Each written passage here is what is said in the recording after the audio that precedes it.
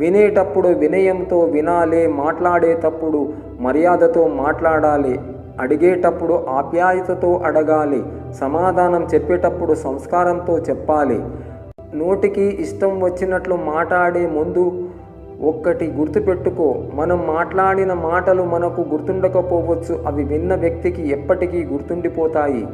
లైఫ్లో ఎప్పుడు ఎవరిపై కూడా ఆశ, నమ్మకం, విశ్వాసం పెట్టుకోకండి. ఎందుకంటే ఈ క్షణం నువ్వు ప్రాణం అనే వాళ్ళు మరుక్షణం ప్రాణం తీస్తారు. ఎవరు ఎప్పుడెలా మారుతారో తెలియని రోజులు. అందుకే ఎవరిపై ఆశ, నమ్మకం, విశ్వాసం పెట్టుకోవద్దు. మీకు వ్యతిరేకంగా మాట్లాడే వారి మాటలను మౌనంగా వినండి. కాలమే వారికి సరియైన సమాధానం చెబుతుంది. ఓపిక, సహనం అనేవి బలహీనతలు కావు, అంతర్గతంగా ఉండే శక్తులు. అవి అందరిలోనూ ఉండవు. గెలిచినవాడు ఆనందంగా ఉంటాడు, ఓడినవాడు బాధగా ఉంటాడు. ఇవి రెండు శాశ్వతం కాదని తెలిసినవాడు నిత్యం సంతోషంగా ఉంటాడు. కష్టంగా ఉన్నా సరే ఒంటరితనమే మంచిది. బాధ పెట్టే వాళ్ళు ఉండరు. మన కోసం ఒకరు బాధపడవలసిన అవసరం ఉండదు. మరణం వస్తే మనిషిని ఒకేసారి చంపుతుంది, కానీ మనసులో ఉన్న బాధ మాత్రం మనిషిని ప్రతిరోజు చంపుతుంది. నా గురించి నలుగురు ఏమనుకుంటున్నారో నాకు అనవసరం. ఎదుటివారి మాటలు పట్టించుకోను. బాధపడుతూ టైం వేస్ట్ చేసుకోలేను. నేనంటే నాకు తెలుసు. ఒకరి దగ్గర నిరూపించుకోవాల్సిన అవసరం నాకు లేదు. జీవితంలో రెండు విషయాలు తప్పక అప్రమత్తంగా ఉండాలి. ఒకటి, ఎవరిని అతిగా ప్రేమించకూడదు. రెండవది, ఎవరిని అతిగా నమ్మకూడదు. ఎంత ప్రాణంగా ప్రేమించినా, ఎంత ఆరాధించినా కొన్ని బంధాలు ఎప్పటికీ మనవి కాలేవు.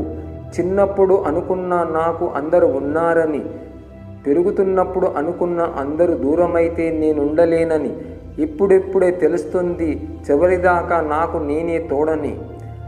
అద్దె కట్టేటప్పుడు సొంతింటి విలువ తెలుస్తుంది. ఆకలేసినప్పుడు అన్నం విలువ తెలుస్తుంది. జాబ్ లేనప్పుడు పైస విలువ తెలుస్తుంది. విడిపోయినప్పుడు ప్రేమ విలువ తెలుస్తుంది.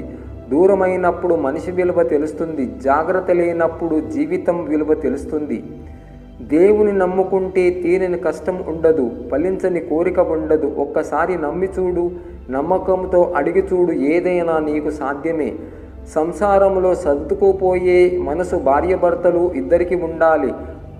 ఒక్కరు మాత్రమే ప్రతిదానికి సర్దుకుపోతే ఇంకొకరు ఎప్పుడు సామాన్యంగానే మిగిలిపోతారు. అతిథి ఇంటికి వస్తున్నాడు అని తెలిసిన వెంటనే ఇల్లు సర్ది ఎలా శుభ్రంగా ఉంచుతాం, అలాంటిది భగవంతుణ్ణి మన మనసులో ఉంచుకోవాలి అంటే మన మనసు ఎంత స్వచ్ఛంగా ఉంచుకోవాలి. మనసు బాధపడటానికి పెద్ద పెద్ద విషయాలు అవసరం లేదు. మనం అనుకున్న వాళ్ళు ఒక్క మాట అంటే చాలు. దేవుడి దయతో నీకు కలిసి వచ్చి నీ దగ్గర సంపద పెరిగినంత మాత్రాన కళ్ళు నెత్తిన పెట్టుకుని అందరినీ చీదరించుకోకు, అవమానించకు. నీకున్న దాంట్లో కొద్దిగా దానం చేసి పుణ్యం సంపాదించుకో. 10 మందిలో మంచి పేరు సంపాదించుకో. అప్పట్లో మనిషి వయసును చూసి మర్యాద ఇచ్చేవాళ్ళు. ఇప్పుడు మనిషి వెనుక ఉన్న డబ్బుని చూసి మర్యాద ఇస్తున్నారు. ధనమున్నవాడే గుణవంతుడవుతున్నాడు, గుణమున్నవాడు దరిద్రుడవుతున్నాడు. జీవితం ఆశతో కాదు, కసితో, కోపంతో బతకాలి. ఇక్కడ బతకాలంటే యుద్ధం చెయ్యాలి, పోరాడాలి. భయపడినా, బాధపడినా మన జీవితం మనల్ని ఈ ప్రపంచము నుండి దూరంగా విసిరిపారేస్తుంది.